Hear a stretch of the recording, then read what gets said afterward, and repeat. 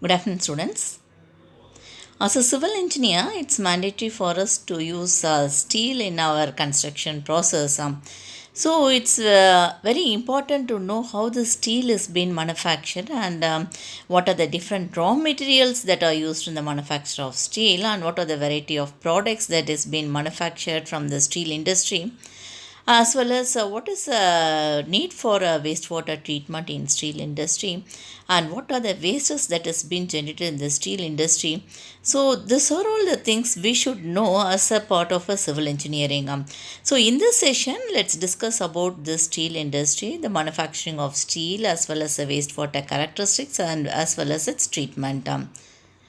So this is a manufacturing process for iron and steel industry, where we could see the raw materials here are the iron ore, pellets, sintered ore, coke, as well as limestone. So all these raw materials is first subjected to a blast furnace where it will be get heated up, and the hot metal what is coming out, it is taken to either basic oxygen furnace or electric arc furnace, that is depends upon the industries, where it will be made into ingots, and then it will be taken to the other units like billet, bloom and slab, where your final rolling will be there and casting, continuous casting of your steel will be there. So as the end of all this process, you will get a variety of products what we use in our daily life, starting from the roll, sheet pile, shape, bar, steel bar, wire wood, steel plate, hot rolled coil, as well as hot rolled sheets, cold rolled coil and cold rolled sheet, welded pipe, butt welded pipe, seamless pipe, steel casting. So all these are the main products what is being manufactured in the steel industry. So for this steel, after it has been casted, it is subjected to rolling into different units as it is shown. One, it is in section mill, so where you will be getting a wide different range of products. If it is a wire rod mill, we'll be getting in terms of wire. If it is a plate mill, then it will be formed as a plate. The steel plate will be get manufactured. Similarly, we can have hot strip mill as well as cold rolling tandem mill, welded pipe mill, as well as seamless pipe mill. Okay, so this shows how the steel is being manufactured from the raw materials, the main raw materials like iron ore, limestone, as well as coke. So this flow chart also reveals you how this major, what are the major operations in this integrated steel plant. See, from this flow chart you could see that the coal what is taken from the coal mines, it is first subjected to the coal washery units where it will be get washed to remove all the impurities. Then it will be taken to the coke ovens, so where that coal is heated for a specific temperature as well as pressure, which will be converted into coke. Okay, and this coke will be used in the manufacture of your steel as a raw material that is in the blast furnace. And similarly, what is the limestone that is received from the quarries, it is taken to this blast furnace. And from ore mines, what is iron ore, what we get it, it is taken to the blast furnace. So these are the three principal raw materials which is used in the manufacturing of steel. So all these materials will be taken to the blast furnace and will be subjected to heating. So the resultant product from this blast furnace is the pigs, which will be taken to the steel melting shop where it will be further melted. As you could see that we can use by any of this melting method. One is basic oxygen furnace or electric arc furnace. So it will be get melted and then it will be taken to the soaking pit. Okay, the resultant products from this steel melting shop is called as ingots, which will be taken to the soaking pit, where it will be added with some of the acid materials to remove all the impurities. Then it will be taken to the plastic ingot. From the plastic ingot, it is taken to the respective units where the wide range of your products what you have seen that is being manufactured. See, for example, if it is taken to the bloom mill, you will be getting the rail what is used for the railway tracks now, so that rails will be able to manufacture and you can get it up. And similarly, when you go for a billet mill, there you will be getting a wire, once again wire as well as pipe and tubes. So from the billet mill, it will be taken to the pickling units. Then from the pickling units, it will be taken to the wire mill to produce wire, or to the pipe and tube mill to produce the respective products. So what is why we go for this pickling is it is a process by which this steel or the iron what has been manufactured so far. Okay, that will be subjected to acid, either sulfuric acid or hydrochloric acid, or nowadays we are used with other like a phosphoric acid or any other substances.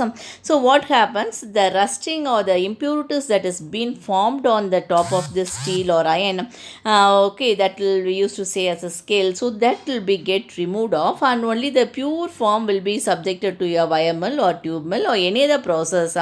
Okay, like blooming from the blooming mill, it will be taken to the rail and structural mill. So all these things will be happened. Similarly, if it is taken to the slab mill, the steel that is coming from the plastic ingot, if it is taken to the slab mill, you will get a wide range of products here, like plate, sheet, strips, tin, as well as and plate mill. So once again from here it will be taken to the pickling. So as I already said, pickling is a process where we immerse this iron or steel in the acid for a specific period of time. So all the impurities that is present on the top surface, that is what are getting deposited on the top surface, will be get removed. Then it will be taken to the cold rolling mills where the final products will be get so this is one thing, I mean, where we could able to manufacture the steel from the main raw materials like coke as well as limestone and one iron ore. And apart from this, the wastewater, what is being generated from this industry, from the blast furnace, the gas will be get liberated. So this will be taken to the dry dust catchers where it will remove all the impurities, and then further it will also be taken to the wet gas cleaner where the water will be added to remove the further impurities in this gas. Okay, and finally it will be taken to the electrostatic precipitator CSP where all the carbon monoxide and any other impurities or gases are present, that will be get removed, and only the clean gas will be let into that atmosphere. So these are the basic major operations in an integrated steel plant. So if we go for the sources of wastewater from this industry, you could see from each unit you will be having a different sources of water. So we will classify that depending upon that wastewater that is coming out. So here first one is your coal washery unit as well as its wastewater. When you see this, what is the process here? Only the coal water is received in the steel industry, it is get washed off, so that it will be removed. It will be that, I mean, the impurities will be get removed.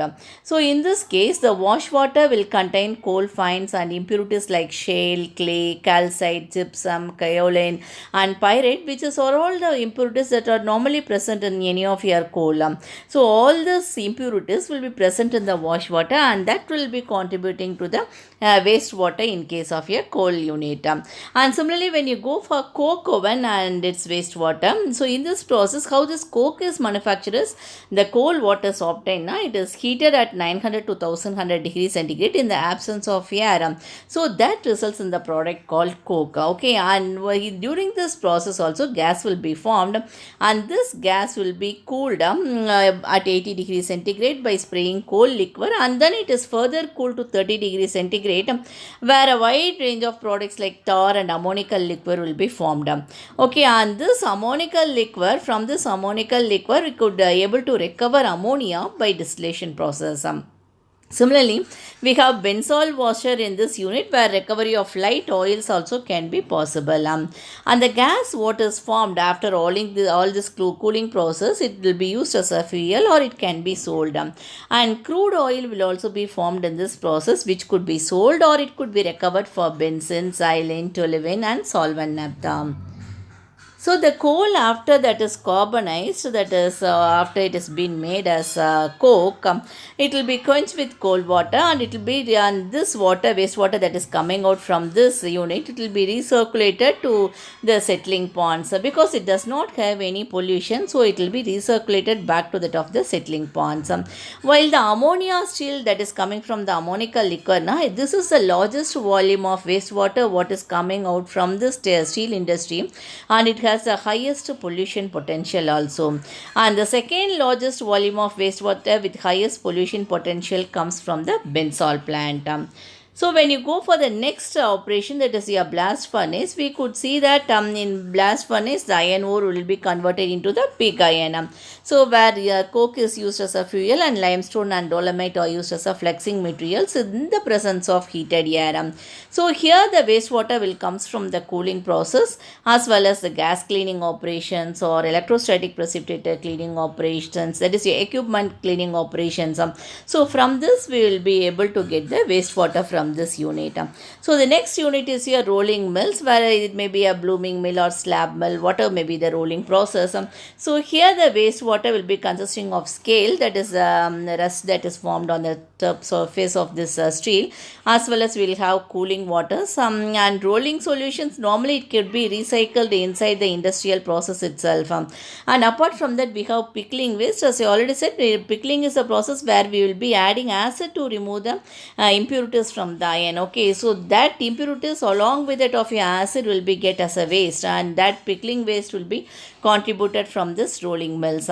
And why? Because this waste is toxic. It has a very high pollution potential also, because all the chromate, cyanide, fluoride, zinc, tin, copper, acid and alkalis will be evolved from this rolling mill section. Okay, so that is an important waste.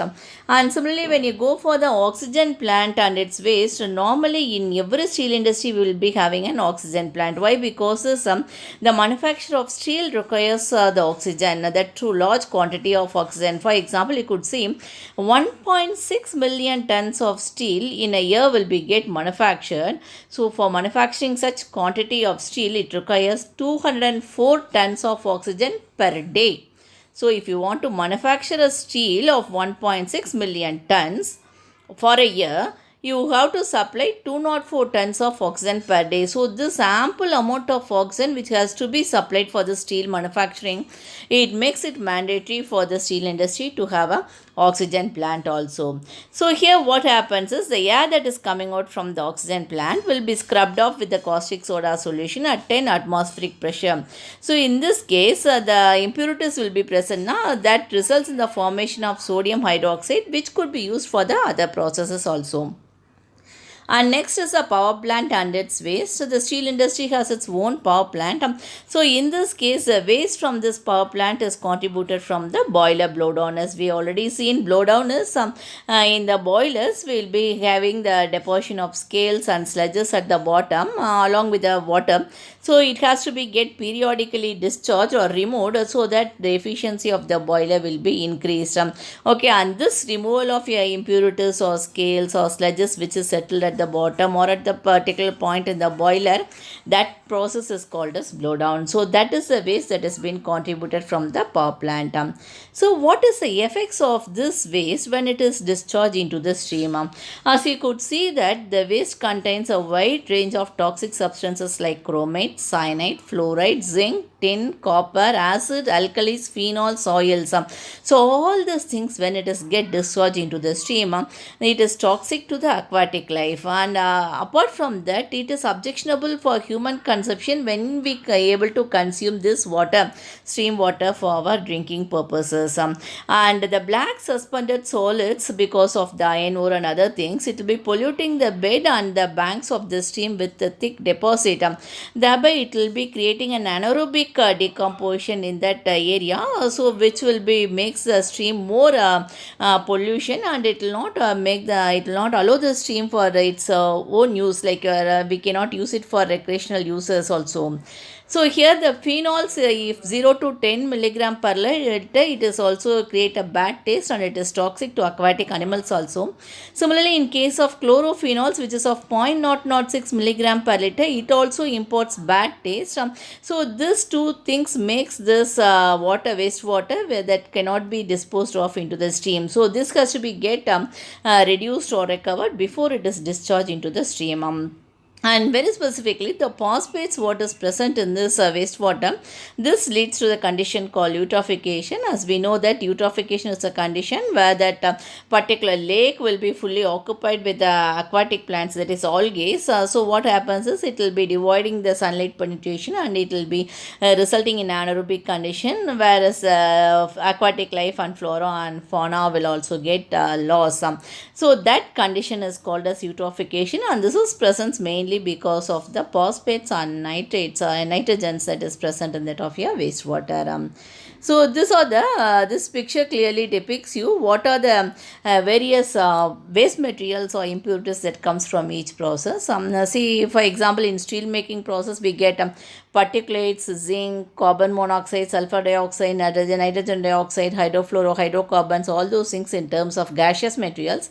In case of your wastewater, you have suspended solids, BOD as well as chlorides. Similarly, when you go for a ladle treatment, you will be having slag as well as that is a liquid waste.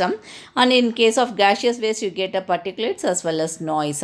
Similarly, in case of ingots, you will be having a sludge which consists of oils and suspended solids. And other things will be a particulates. So normally in all the units, you will be getting a particulates and noise. And when you go for hot and cold rolling, you will be getting sludge, oily waste, mill scale, etc. So this wastewater what is coming from this, it will be comprising of suspended solids, BOD, chromates, phosphates, oil, chlorides and sulfates. That's why we used to say that such wastewater cannot be directly discharged into that of the stream, because this chromates, all those things are poisonous.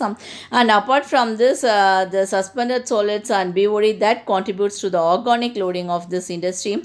So what happens is, because of this organic loading, it will be depleting the dissolved oxygen in the stream.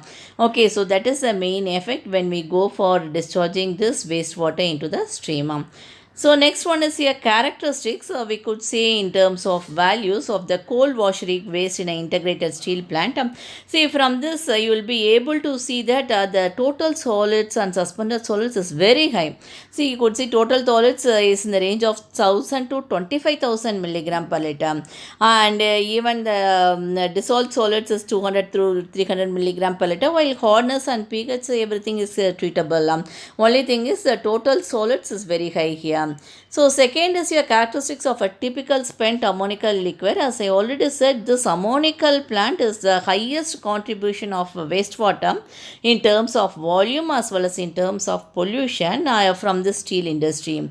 So after the recovery of ammonia, we could see what is the characteristics. So in this case, you could see phenol is very high, that is 900 to 1000 milligram per liter. As we could see, only 0 to 10 milligram per liter in the wastewater itself, it imports some bad taste to that of the water when it is get mixed with it of the stream. And you could see cyanides, which is a poisonous one. It is also high, 10 to 50 milligram per liter. Thiocyanides is 550 to 100 milligram per liter. Thiosulfates is 110 to 220 milligram per liter. And chlorides is also very high. It is 4000 to 4200 milligram per liter. That's why we could say that this is the highest polluted wastewater that is coming from that of the steel industry. And second highest polluted as well as highest volume wastewater is from the Bensol plant. So here you could say that BOD will be higher. So it is shown that 300 to 800 milligram per liter. Apart from that, phenol as well as ammonia is also high in this case. Okay, it is phenol is 30 to 150 milligram per liter. So these are the characteristics of a typical blast furnace wastewater. So here also you could say in blast furnace, the total suspended solids is high. It ranges from 100 to 10,500 milligram per liter. Total dissolved solids is 346 to 500 milligram per liter. And while the hardness and alkalinity and chlorides are at treatable level. And you could see from all these units, the pH is also in the more or less in alkaline or a neutral range. So this is the characteristics of a typical hot roll milling waste. So here you could see the suspended solids is 320 to 600 milligram per liter, and hardness as calcium carbonate, it is 80 to 118 milligram per liter. Apart from that, you have oil as well as grease also. It is of a value of 60 to 80 milligram per liter. And this is the characteristics of a typical plant waste, that is your from your boiler blowdown, that is from your power point, you could say. So here also you could see the pH is 10 to 11, and silicon dioxide you have 50 to 70 milligram per liter. Phosphate, which causes the eutrophication, that is having 40 to 60 milligram per liter. Chloride 70 to 140 milligram per liter.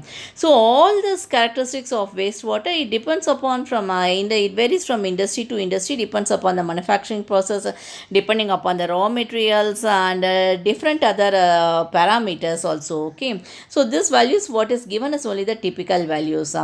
So how we go to treat this coal washery waste? So what are the treatment given to such wastewater? See, in coal washery waste, you could see only the coal fines, so that could be easily get settled off and it could be removed. So that is your is in the form of suspended solids. So what is the treatment we are suggesting is a clarification, either with or without coagulation. If we use coagulations, then the process will be get speed up. Okay, so you could see here the variety of coagulants like starch, lime can be used, or even the natural coagulants like Nirmal seed extracts is also proved to be very good in removing the suspended solids. And apart from this, we can go for froth flotation also. So that will be removing the ultrafine particles from this washery water. And when you go for treatment of coke oven waste, as you could see, a wide range of toxic substances are released from this coke oven unit. That is phenols, thiocyanates, thiosulfates, cyanide, ammonical liquor, all those things. So here we could go for using this ammonical liquor, but for quenching of hot cake residues, phenols in the liquor, but it causes heavy corrosion in quenching costs as well as quenching equipment. And apart from this, we could go for recovery of phenol also. How we could do is by using liquid extraction methods from the spent ammonical liquor, using benzene or light oil or petroleum oil or creosote oil as solvent. So the extracted phenol will be washed with sodium hydroxide and it will be subjected to reaction with caustic solution, and final product sodium phenolate will be get recovered from here.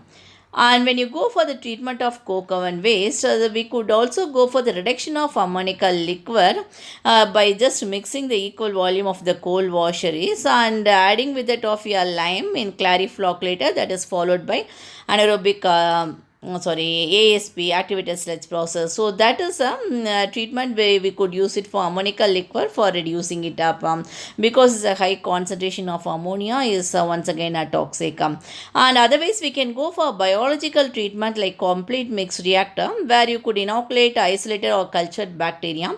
So in this case, what happens in the first stage, phenol will be get oxidized. Why? Because if the phenol is not oxidized, then it will not allow the other substances like thiosulfate and thiocyanate to get oxidized. So it will be interfering in that process. So for this case, first always we aim for the phenol to get oxidized. So once the phenol is oxidized, then in the second stage, the thiosulfate and thiocyanate, it could be easily oxidized. Then the third stage, ammonia will be get oxidized and therefore it is get treated. So what is the treatment that is given for the blast furnace slag? So this blast furnace slag will be having TDS, that is your total dissolved solids of 40%, and flue gas of 70% iron, as well as 12% silicon. Okay, so here also we can go for clariflocculator treatment with or without coagulant. Here alum or lime can be used as a coagulant. Even ferrous sulfate, what is recovered from the pickling waste, that can also be used as a coagulant. Normally this ferrous sulfate can be recovered from the pickling waste, so that can be used as a coagulant. And if you want to increase the efficiency, we can mix the oxygen plant waste along with it of the blast furnace slag, because the oxygen plant waste contains sodium hydroxide, and therefore the efficiency of this removal will be very good. So apart from this, the blast furnace slag can be given ozone treatment, but it is costlier, so it is not generally adapted. Otherwise, we can go for biological oxidation. So where the phenols will first, as I already said, phenols, it has to be get reduced. Otherwise, it will interfere with that of the reduction of the other substances like thiocyanates and thiosulfates. So what happens is, after the reduction of phenols, we have to go inoculating with thiobacilli, so which will be used for the oxidation of thiocyanates as well as thiosulfates.